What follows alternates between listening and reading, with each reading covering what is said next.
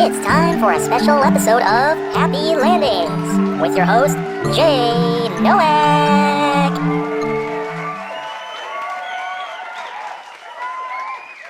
Thank you 1,000 times over and over. Well, I don't know if it's getting old or not, but I guess today, here on Happy Landings, I'm going to pretty much go into the fact that, well, of course you've known me as being a pretty big PlayStation fanatic, but that wasn't the only thing that I pretty much got into. Throughout the first 7 years of my lifetime, especially those ones, because those were times where we had a lot of different game consoles to choose from. It was a part of my life where there were so many different choices out there that I was starting to kind of lose my patience for a little moment, but of course, a lot of things have to pretty much come into play. There's lots of decisions, choices to make, but anyways, today I've got a few consoles, including an Xbox 360, a Nintendo Wii U, which I don't know if I should upgrade it to a Switch, as well as an original PlayStation 4, all the way back from 2013, upon its first release. But let me tell you what.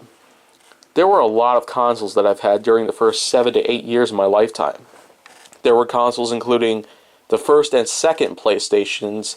Eventually the third PlayStation also came around to my life and stuck around for a very long time. I still have my old one, as a matter of fact.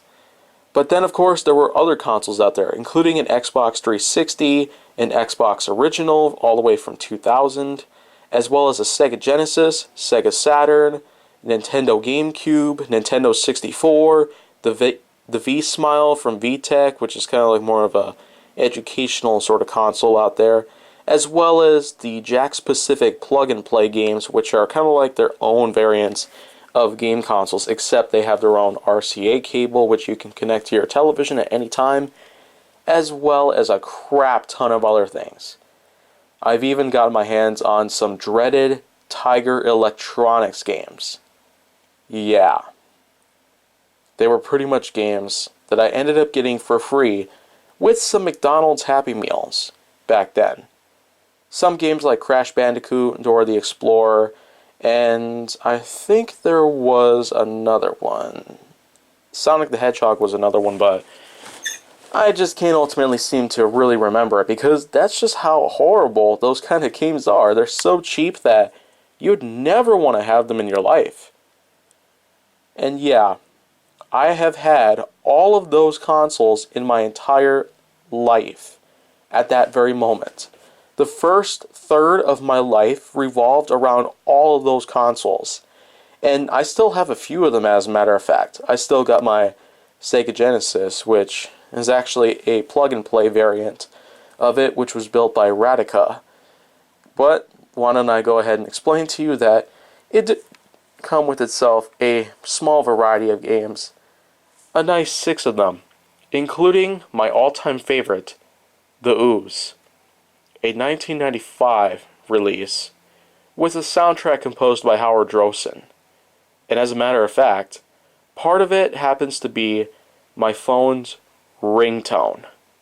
Now isn't that awesome?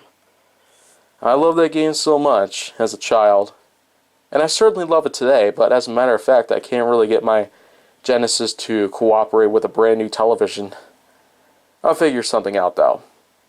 But anyways, that just goes to show that throughout some of my lifespan, there were so many different things out there that I could choose from, and I didn't really have any other option. Of course, after 2006 though, other game consoles like the PlayStation 3 and Xbox 360, which I already mentioned. There was also the Nintendo Wii, Nintendo DS, as well as the Nintendo Wii U, as well as a PlayStation 4, and a few others along the line.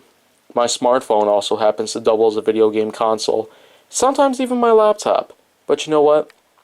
Those aren't really supposed to be consoles. They're just their own little port in and of itself.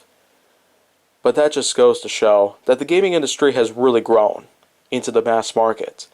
today's generation, with all types of millennials, Generation Y people, and if we get that far in life, there will be Generation Zs who will be born into a time where we're going to have a lot of technological advancements and inventions beyond all conception.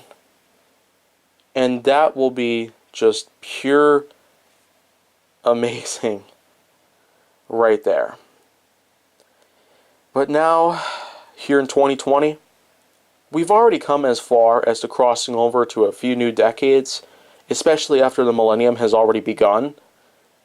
But no, we've still got long ways to go before we ever encounter another chronological milestone in our lifespan.